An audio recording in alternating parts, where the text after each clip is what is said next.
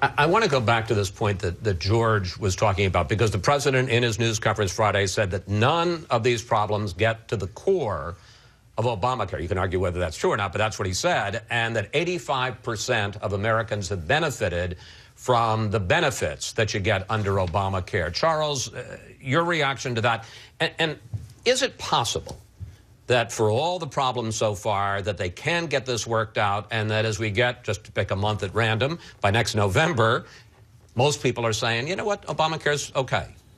It's possible. It's highly unlikely. One of the things that he did, and one of the reasons that this strikes at the heart of Obamacare, is that what he has done is to take away the financial structure underneath it. The reason the insurers are apoplectic about what's just happened is because he has now told a whole class of people, you don't have to be in the exchanges.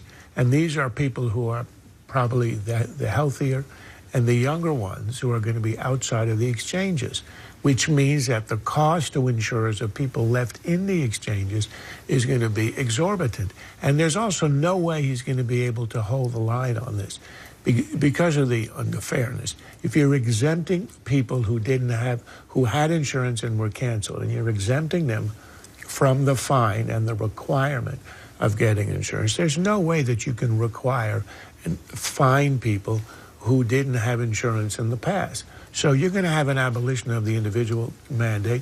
You've already abolished the employer mandate. The insurers understand that they are going to be completely ruined. And what's going to happen as a result of this? There's only one way out.